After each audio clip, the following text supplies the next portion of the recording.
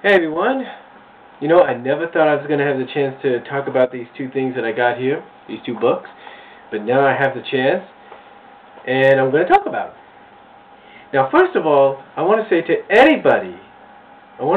to anybody that doesn't know about these books. I suggest you go to eBay, you iOffer, Amazon, wherever you can find them, a bookstore, wherever. Look these books up because they are good. And we're going to start out with the very first book I have. Now this is actually 2 out of 3 books. This is actually 2 out of the 3 little junior graphic novels that were released by Troll Associates back in the 90s, mid-90s I should say. And the first one I want to talk about is Sonic the Hedgehog, Robotniks Revenge. And as you can see on the cover, this actually explains one of the origins of how Bunny Rabbit got partially roboticized. Now in this book, basically what happens, for anybody that has this book, you know what happens, but what happens is that Bunny Rabbit is captured during a mission. Now we've heard about this before, and this stays true to it. Bunny Rabbit is captured during a mission with the freedom fighters,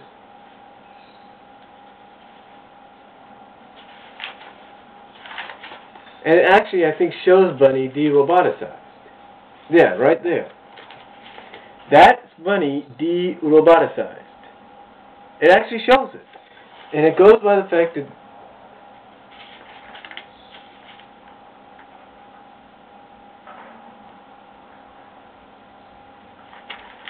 it actually, like I said, goes with the fact that Bunny does get captured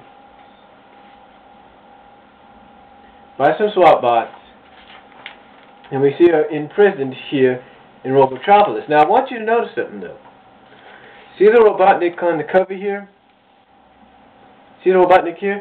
That's the Sadie Yam Robotnik we know. But take a look at how he's designed here. Adventures-wise. See? Adventure-wise. But anyway, this story basically talks about everything that takes place. And as a matter of fact, they even have Uncle Chuck and Mutsky in here. So this actually takes place before they get captured and roboticized as well.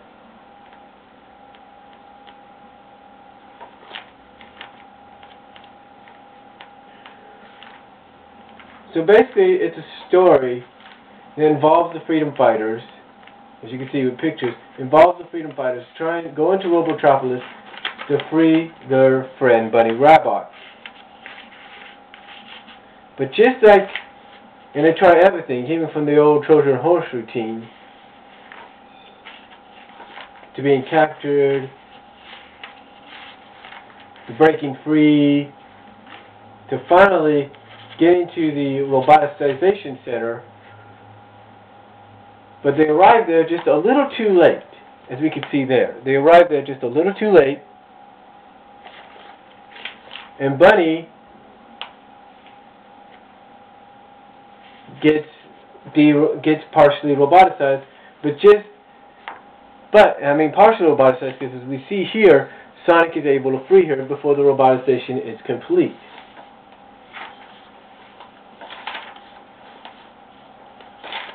Now, Angry, she does use her new gifts, if you will, to free herself and the others from Robotropolis.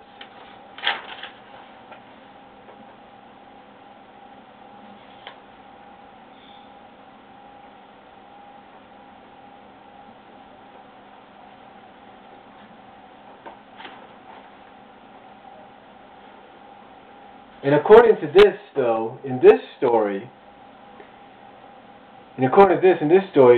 Sonic's power rings were what de-roboticized Mutsky and Uncle Chuck. Now, I don't know if he got roboticized once again or what.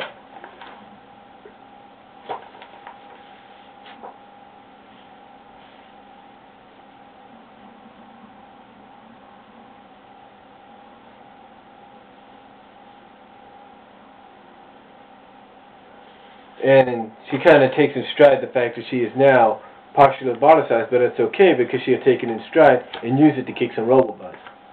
But this is a good book right here, Robotniks Revenge, a good telling, another telling of how Bunny became partially roboticized. I mean, we all know that if we read issue 3 that we see how she's roboticized there, but this is a much bit, to me, it's a much better, if not more detailed version of how it happened.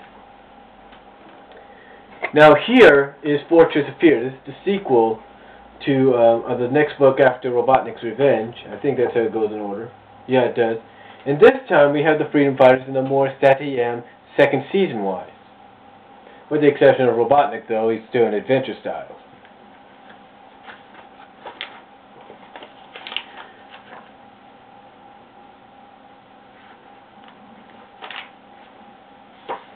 But basically, the whole story here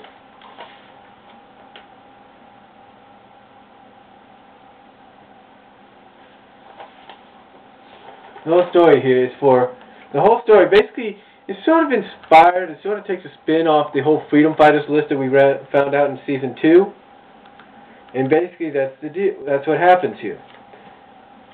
What happens is that the Freedom Fighters, I guess, get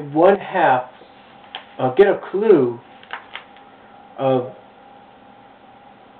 where a list may be when they're looking through some stuff.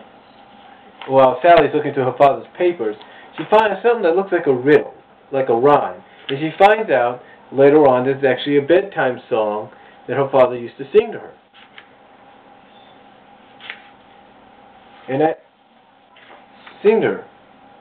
And so they go to Robotropolis, they go through all the areas in Robotropolis, even the old bedroom, the old attic, and all that, until finally they realize that Robotnik does have the list.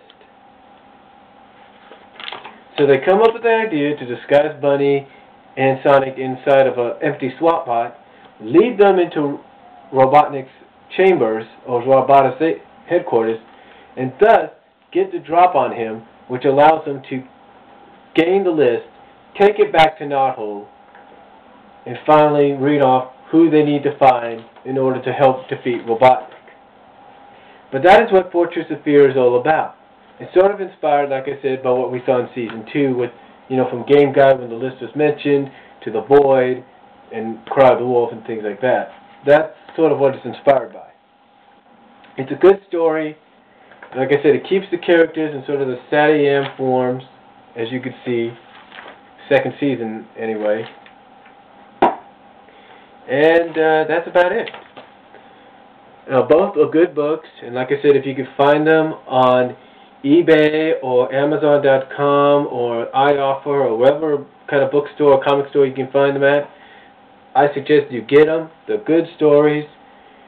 They're worth the read. They're definitely something you can read on a long road trip or something like that. But it's definitely worth whatever kind of money you may have to spend. It may not be much, because I didn't have to spend much for these. But I highly recommend them. And that's all I could say. And I hope you enjoyed my little review and talk about them. And I'll talk to you all later. Peace.